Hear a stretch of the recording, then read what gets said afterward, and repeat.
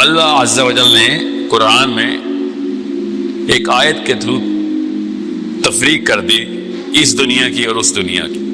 یوم تبدل الارض غیر الارض، اس دن اس زمین کو، اس ارض کو ریپلیس کر دیں گے ہم کسی اور ٹیریسٹرل پلین سے، ورنہ میں اس کو بھی ایک ہی مانتا. تو دنیا کا کانسیپٹ اصل میں اس طرح ہے ہی نہیں، صرف دین کا کانسیپٹ ہے. دنیا جیسی کوئی چیز نہیں ہے جو انہوں نے یا ہم نے ہمیں امی ابو نے بتائی تھی.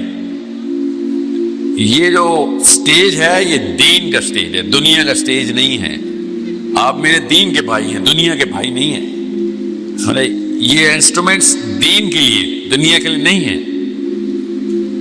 Every single thing has to be redefined from the basic.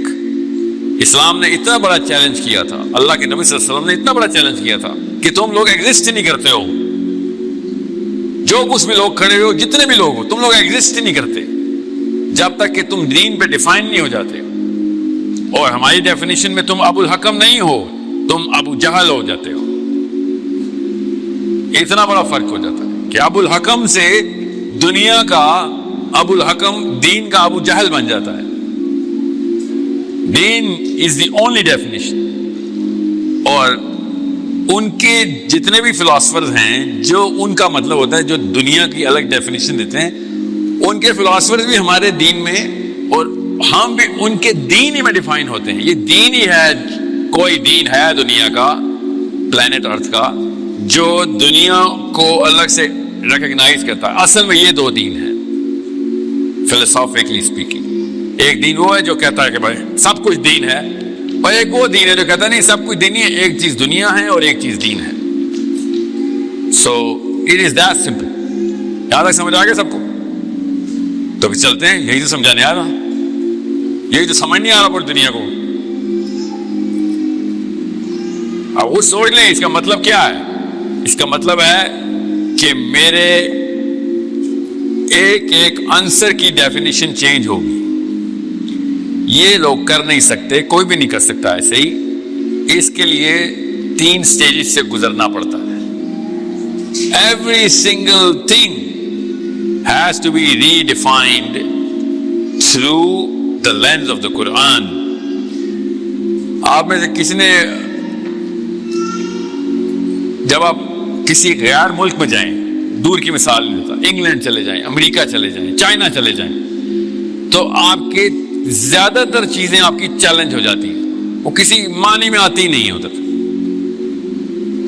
صرف ایک ملک چینج کرنے سے آپ کی سب سے پہلے تو زبان ناکارہ ہو جاتی ہے، آپ کو ان کی زبان سیکھنی پڑتی ہے. پھر آپ کا کھانا پینا، رہن سہن، پہناوا، سارا کا سارا آپ کو ری ڈیفائن کرنا پڑتا ہے. یہ تو سب کو پتہ ہے نا، اتنی سمپل سی بات. اب انگلینڈ میں جائیں گے، 2 سال بعد آپ کے اپنے گھر والے کہیں گے یار تو انگلش ہو گیا، بہت انگلش، امریکن ہو گیا. اتنا سلو پروسیس ہوتا ہے، آپ کو سمجھ نہیں آتا. تو جب یہ پروسیس آپ کو پتا ہے تو قرآن نے بھی یہ پروسیس بتایا، اللہ کے نبی صلی اللہ علیہ وسلم نے ایگزیکٹلی یہ کیا کہ آپ کو امیگریشن کرنی پڑے گی کرنٹ سے قرآن کی طرف. وہ لوگ نہیں کرتے، اور اس کے لیے کیا کرتے ہیں؟ قرآن کا نام لگا لگا کے اپنی ہی کرنٹ آئیڈینٹی کو سیٹسفائی کرتے رہتے ہیں. اس لیے آپ کو پتا ہوگا ہم سب اسلامی جمہوریہ پاکستان، اور ایک ایک بچے کو پتا ہے، اس بچے کو بھی پتا ہے جو 10 سال کا ہے کہ یہ اسلامی جمہوریہ پاکستان نہیں ہے. مگر ہر چیز کوئی مارس سے ایلین آئے نا، مارس میں تو خیر قریب کا ہی ہے، دور سے کوئی ایلین آئے تو وہ یہی کہے گا کہ یہی اسلام ہوگا. نام تو اسلام کا، یہ مسجدیں بھی ہیں، نمازیں بھی پڑھتے ہیں، قرآن ہر گھر میں کھلا ہوا ہے، تو یہی ہوگا اسلام. اتنا زیادہ ہم نے اسلام کا برانڈ یوز کیا ہوا ہے بغیر اسلام لائے. دنیا کا کوئی بھی غیر مسلم پاکستان آئے گا وہ کہے گا ہاں یہی اسلام ہوگا. قرآن ان کے پاس، ہر روز تسبیحات چل رہی ہیں، ہر آنٹی نے حجاب پردہ کیا ہوا ہے، حرام حرام حرام ہر گھر میں چل رہا ہے، ہر گھر میں. چائنا کا کوئی بندہ آئے گا کہے گا اچھا یہ ہوتا ہے اسلام. یہ تو جب تک کوئی صحابی نہیں آئے گا واپس ہمارے گھر میں. ہم سب کو پتہ ہے اس بات کا. ایک چھوٹا ٹیسٹ دیتا ہوں. میرے استاد نے مجھے بچپن میں بتایا تھا کہ کسی بھی ٹائم پہ یہ سوچتا رہے کہ آپ کو میں دے رہا ہوں, آپ یہ سوچیں کہ آپ کے گھر کی گھنٹی بجے اور آپ اپنے ٹیرس پہ جائیں دیکھنے کے لیے کہ کون گھر پہ آنا چاہ رہا ہے, اور آپ کو پتہ چلے کہ گھر کے باہر اللہ کے نبی صلی اللہ علیہ وآلہ وسلم موجود ہیں. کیا آپ کے اندر ہمت ہے کہ آپ اپنا گیٹ کھول بھی سکیں گے؟ کیا آپ کا گھر اس قابل ہے؟ کیا آپ کے گھر کی دیواریں اس قابل ہیں, گھر کا فرنیچر اس قابل ہے, گھر کے اندر جو ماحول ہے وہ اس قابل ہے کہ وہ آپ کی کسی بھی لیول پہ آئیڈینٹی کو سیٹسفائی کر سکے کہ جی ہم اپنے آپ کو مسلمان کہتے ہیں اور حالات دیکھیں ہمارے؟ ایک سیکنڈ کے لیے سوچیں کہ آپ کے گھر پہ اللہ کے نبی صلی اللہ علیہ وسلم تشریف لیں تو آپ نے کیا کیا چیزیں چینج کرنی ہیں, سر کے بال سے جوتے, دیوار سے فرنیچر, ایک ایک چیز ہماری غیر اسلامک. مگر چائنا کے بندے کو ہم یہ بتائیں گے یہ ہوتا ہے اسلامی جمہوریہ پاکستان, امریکن کو یہ بتائیں گے, غیر مسلم کو یہ بتائیں گے, اپنے آپ کو سیٹسفائی کیا ہوا ہے تو خیر کیا ہو, بالکل کوئی مسئلہ نہیں. دو نمبر کے لیے تو ایک نمبر ہوتا ہے نا, کر لیتے ہیں دوسرے کے سامنے. مگر یہ چھوٹے بچے کیوں تباہ کر رہے ہیں؟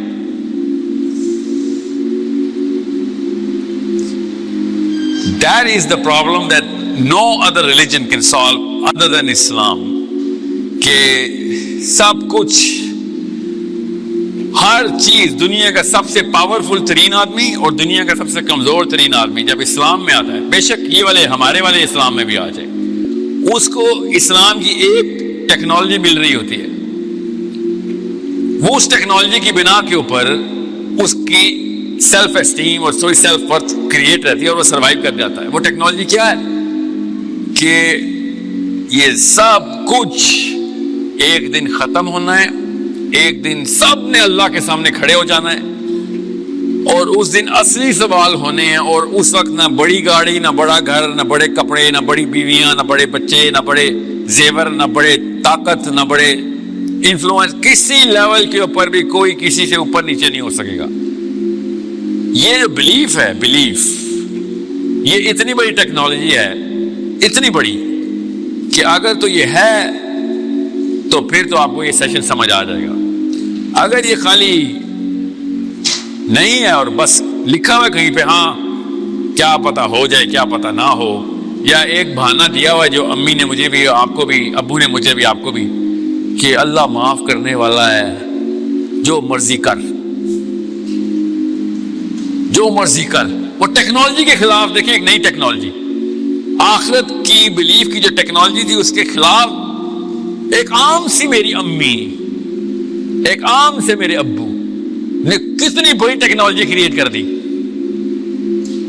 ایک طرف قرآن کی 1,24,000 انبیاء کی دی ہوئی تعلیم, ہزاروں سال کی محنتیں نبیوں کی, اللہ کی کتابیں ایک طرف, اور ایک طرف میری عام سی امی, اور آگے کہیں بیٹا اللہ معاف کرنے والا ہے. اس کا مطلب ہوتا ہے جو مرضی کر. جب میں معافی مل جانی ہے تو اتنے ہزار سال میری امی کا ایک جملہ ایسے کر کے ضائع کر دے, تو یہ ٹیکنالوجی بہت بڑی ٹیکنالوجی ہے. اتنی بڑی ٹیکنالوجی آپ کے پاس تھی, آپ کو پتہ ہی نہیں تھا, اور آپ اپنے آپ کو لاچار سی پاکستانی عورت سمجھ لی تھی. سوچیں, you can ruin thousands and thousands of years of اللہ عز و جل کی تمام تر بھیجی ہوئی تمام تعلیمات کو آپ ایسے کر کے ضائع کر سکتے ہیں. اور یہی ہوا ہے اور ہوگا بھی ایسے ہی. اس کے پیچھے وجہ ہے, ابھی وہی بتانے آیا ہوں. This is a war of two technologies, two superpowers. One, the superpower, the ultimate power. اور ایک طرف ایک انسان کی حس کو پشتو میں کہتے ہیں, اس لالچ کو پشتو میں کہتے ہیں. یہ بتائیں, لالچ کی پشتو لالچ ہی ہے, لالچ ہی ہے. हिरस था, हिरस।